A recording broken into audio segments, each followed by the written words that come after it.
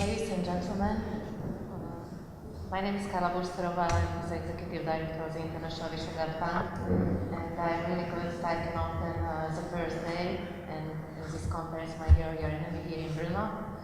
First of all, I'm happy that we are organizing this very important event in one of the regions of V4 countries.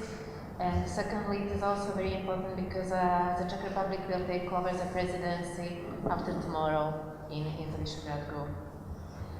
And there are two very important moments. In February next year, we will celebrate the 25th anniversary of the Visegrad cooperation, and in June, this June we are celebrating the 50th anniversary of the International Visegrad Fund. So I'm really happy that our fund is one of the main supporters of this conference. I really appreciate the work of EUROPEUM, which is the main organizer, and I would like to mention also the active involvement of our partners. First of all, the Institute of History of the Hungarian Academy of Sciences from Budapest and the Central European University. Also Center for Research, Ethnicity and Culture from Bratislava, and Pedagogical University of Krakow. One of the main objectives of the fund when it was established 15 years ago was to increase the mutual understanding among the citizens of the four countries of the Visegrad region. Also, we have come a long way since the day the importance of getting to know one another and fostering a sense of trust within our societies has not been diminished. In fact, the refugee crisis in Europe and the reactions of our populations towards the others who come in search of their new home reveal how high are the walls in our heads and how low are instincts in our hearts. A lot of what we hear in the public discourse these days has to do with our thinking about the conception of nation, identity, and the state. The underlying sources of the thinking, however, remain hidden and must be explicitly pointed out.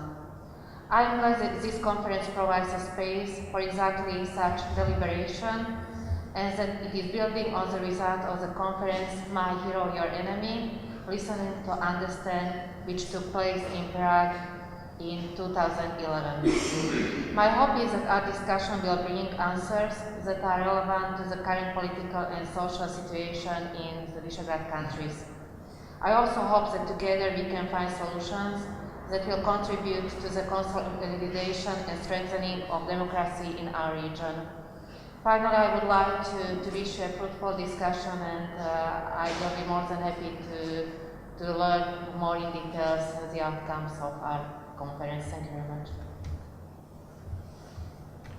Good afternoon, ladies and gentlemen, dear colleagues and friends. My name is Břetislav Dančák. I'm Dean of Faculty of Social Studies here at Masaryk University, and I have to say that it's my great privilege to welcome so many distinguished colleagues from around Europe, not only from Central Europe, at Faculty of Social Studies of Masaryk University. It's my special, I feel very, very privileged to be part of this opening ceremony and really appreciate the occasion to launch second consecutive international conference on Central European identity. A few years ago was a very successful conference titled My Hero, Your Enemy, and I'm very glad that what started in Prague at the Ministry of Foreign Affairs continues here in Brno at Masaryk University. There is no doubt that the relatively short period of time between years 1918 and 1948 have still impact on our current political situation, and looking around Central and Eastern Europe, it's clear that the question of national identity has similar or even the same relevance as it had in the first half of the 20th century.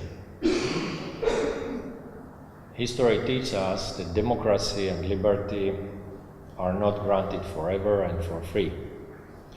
It's our obligation and our duty to make all efforts keeping and refreshing memory on what happened in our part of Europe decades ago and especially these turbulent days and years when European values are under almost constant pressure from different movements, political movements and leaders. We should play most active role in public space to manifest our willingness to promote these crucial values on which depends the future of European cooperation. It seems to me that academic ground could serve to this purpose better than other places, and I wish you fruitful debates and interesting outcomes of this conference. Once more, welcome at Faculty of Social Studies here in Brno. Ladies and gentlemen, it is also my pleasure to welcome you here at the conference called National Identities and Central Europe in the Light of Changing European Geopolitics between 1918 and 1948. Recent developments put nations and communities to new questions and challenges of social, political, historical and cultural nature. Confronted with different types of identity, we face not only towards positive heritage they bring, but also problems and distortions they generate. This includes nationalism, xenophobia, dislike of strangers, Euroscepticism and related populist tendencies. Visegrad countries share the geographical location in the heart of Europe. At the same time, they share historical experience and common cultural heritage, as well as search for their individual roots. Obviously, Visegrad 4 is not uniform. Each country has its own characteristics, culture, way of building the state, as well as the cultural habits. Some countries cooperate closer, some countries rather search for shared interests. One of this kind of interest was the reason why we started to talk together with each other, and it was the EU and NATO integration. Since 2004, Visegrad cooperation got mature into some extent. Hundreds of projects were realized, numerous ties were developed, and even business sectors cooperate closely. Just one example. There is a real competition if one wants to travel from Ostrava to Krakow or Katowice.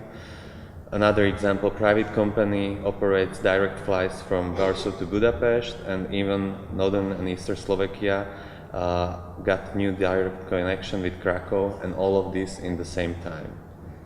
We are getting closer, not just on political level, although it sometimes it's not easy. Therefore, it is time to ask why. The answer is easy. History matters. It is not history of medieval age, but the very sensitive one. There is a hidden, significant momentum in after the 1980s.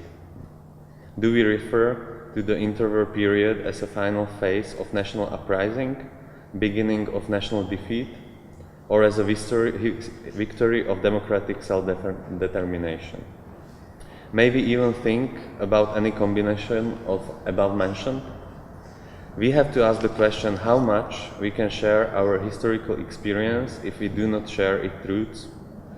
We have to, in regard to the interwar period, and how to find a balance between national perspective and broader regional overlap. Now we have the opportunity to open the discussion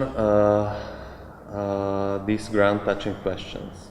Let me allow to express the pleasure that we have such an opportunity to deepen historical knowledge of Visegrad from both individual and regional perspective. If we want to develop a spirit of cooperation, we need two things: shared interest and shared story. Therefore, I would like to encourage all of us to dedicate upcoming 3 days to think and discuss origins of our contemporary shared history. And at the end, I would like to express my thanks to the institutions without which this conference couldn't take place. And it's the Masaryk University and the International Visegrad Fund and the CEFRES Institute. And as a last remark, I would like to also thank the whole organizing team led by our fellow Michal Vít for making this happen.